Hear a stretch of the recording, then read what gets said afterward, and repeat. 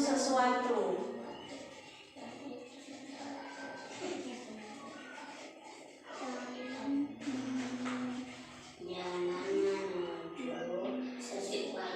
Nah, jariah dari segi katanya ialah jalan menuju sesuatu. Nah, dari sebagian ulama ada yang mengatakan dzariah ialah segala sesuatu perbuatan yang berkaitan dengan kemaslahatan atau keburukan. Tetapi ada sebagian ulama juga seperti Ibnu Qayyim Az-Jauziyah, ia mengatakan bahwa dzariah itu bukan hanya perbuatan yang mengandung kemaslahatan saja, tetapi juga mengandung sesuatu yang dianjurkan. Nah, dari pendapat-pendapat tersebut, maka dapat dikatakan bahwa dzariah ini dibagi menjadi dua. Yang pertama itu saddud dzariah.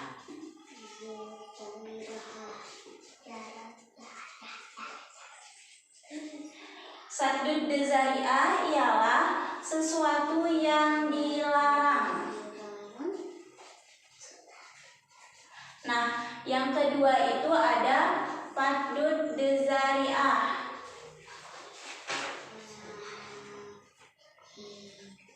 Faddud dzariah ini ialah sesuatu yang dianjurkan. Nah, kita akan membahas yang pertama itu saddud dzariah. Nah, saddud dzariah itu ialah segala sesuatu perbuatan yang awalnya itu mengandung kemaslahatan, namun berakhir dengan kerusakan. Nah, contohnya di sini ialah jika seorang yang dikenai wajib zakat, tetapi dia menghibahkan hartanya sebelum haul atau genap setahun. Ia menghibahkannya kepada anaknya sehingga dia terhindar dari zakat. Nah, hibah di sini ialah memberikan sesuatu kepada orang lain tanpa ikatan apa-apa. Dalam syariat Islam merupakan perbuatan yang baik namun mengandung kemaslahatan. Akan tetapi bila tujuannya tidak baik atau buruk, misalnya untuk menghindarkan dari kewajiban zakat, maka hukumnya dilarang. Hal itu didasarkan pada pertimbangan bahwa hukum zakat adalah wajib, sedangkan hibah adalah sunnah. Nah, macam-macam dzariah di sini, macam-macam saddud dzariah di sini itu ada yang pertama dzariah dari segi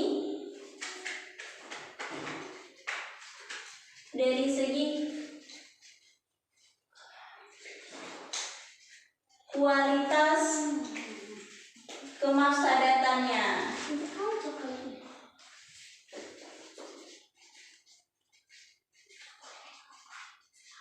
Nah, menurut Imam Asy-Syatibi dari segi ini dzariah itu terbagi dalam 4 macam. Yang pertama itu perbuatan yang dilakukan tersebut membawa kemafsadatan yang pasti. Misalnya nih, seseorang menggali sumur ketika malam hari di depan rumah orang lain. Jadi sehingga orang yang memiliki rumah pagi-pagi masuk ke lubang sumur tersebut. Nah, itu hukumnya dilarang ya. Karena perbuatan tersebut itu disengaja. Nah, yang kedua itu perbuatan yang boleh dilakukan karena jarang mengandung kemafsadatan. Misalnya menjual makanan yang biasanya tidak mengandung kemafsadatan tersebut. Nah, selanjutnya itu perbuatan yang dilakukan kemungkinan besar akan membawa kemafsadatan, seperti menjual senjata kepada musuh sehingga ia akan menggunakan senjata itu untuk membunuh. Nah, yang terakhir itu perbuatan yang pada dasarnya boleh dilakukan karena mengandung kemaslahatan, tetapi memungkinkan terjadinya kemafsadatan, seperti bai al-ajal, jual beli dengan harga yang lebih tinggi dari harga asal karena tidak kontan. Contohnya, si A membeli kendaraan kepada si B dengan harga 20 juta secara kredit. Namun ketika sudah berjalan setengah jalan, si A tadi menjual lagi kepada si B dengan harga 10 juta dikarenakan ia membeli tunai. Maka selisihnya itu 10 juta. Nah, di situ itu mengandung riba. Selanjutnya itu yang kedua, dzari'ah dari segi kemafsadatan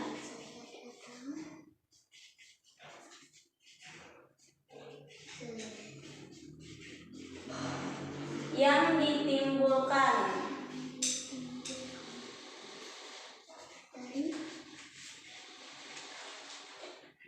Nah, di sini menurut Ibnu Qayyim al-Jauziyah, pembagian dari segi ini antaranya yang pertama itu perbuatan yang membawa kepada sesuatu kemafsadatan seperti meminum minuman keras yang mengakibatkan mabuk, sedangkan mabuk itu merupakan salah satu perbuatan yang mafsadat atau dilarang ya. Yang selanjutnya itu sesuatu perbuatan yang pada dasarnya dibolehkan atau dianjurkan tetapi dijadikan sebagai jalan untuk melakukan suatu perbuatan yang haram, baik disengaja maupun tidak, seperti seorang laki-laki menikahi perempuan yang ditalak 3 dengan tujuan agar perempuannya tadi bisa balik kepada suami pertamanya. Nah, menurut Ibnu Qayyim dari kedua bagian tersebut yang sebelumnya Ibu bahas itu terbagi lagi. Yang pertama itu kemaslahatan suatu perbuatan lebih kuat dari kemafsadatannya. Nah, yang kedua itu kemafsadatan suatu perbuatan lebih kuat dari kemanfaatannya. Selanjutnya, nah, kehujahan dari saddud dzari'ah ini bisa kita lihat dari Quran surah Al-An'am ayat 108 yang artinya, dan jangan kamu memaki sesembahan yang mereka sembah selain Allah, karena nanti mereka akan memaki Allah dengan melampaui batas tanpa pengetahuan. Nah, dari hadis Rasulullah SAW yang artinya sesungguhnya sebesar-besar dosa adalah seseorang yang melaknat kedua orang tuanya. Lalu Rasulullah SAW ditanya, wahai Rasulullah, bagaimana mungkin seseorang akan melaknat ibu dan bapaknya? Rasulullah SAW menjawab, seseorang yang mencaci maki ayah orang lain, maka ayahnya juga akan dicaci maki orang lain, dan seseorang yang mencaci ibu orang lain, maka orang lain pun akan mencaci ibu sendiri. Jadi tidak boleh kita mengejek orang tua orang lain supaya orang tua kita gak diejek. Nah, selanjutnya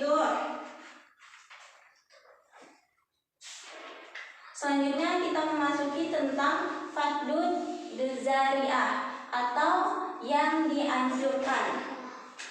Nah, saddud dzari'ah di sini Ibnu Qayyim al-Jauziyah dan Imam Al-Qarazi mengatakan bahwa dzari'ah itu ada kalanya dilarang yang disebut dengan saddud dzari'ah, dan ada pula yang dianjurkan yang disebut dengan saddud dzari'ah. Nah, maksud dari saddud dzari'ah di sini ialah misalkan nih meninggalkan segala aktivitas untuk melakukan sholat Jumat, karena sholat Jumat ini hukumnya wajib.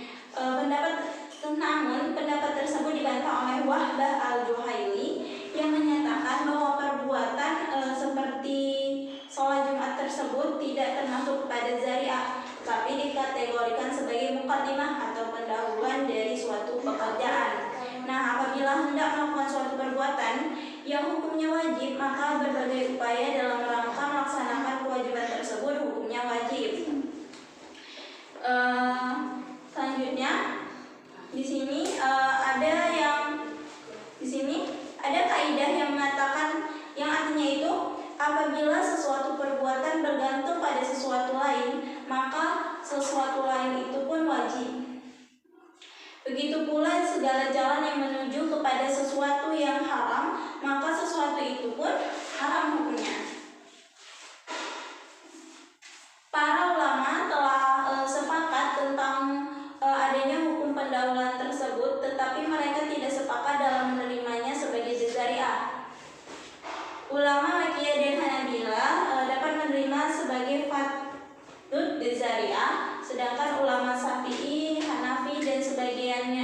sebagainya itu sebagai muqaddimah tentang sholat Jumat yang Ibu jelaskan tadi.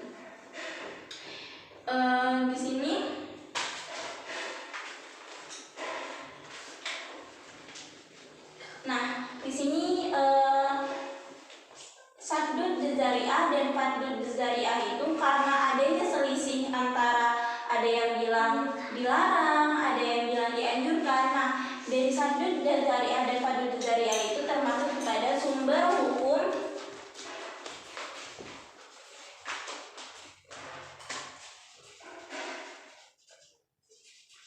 yang diperselisihkan.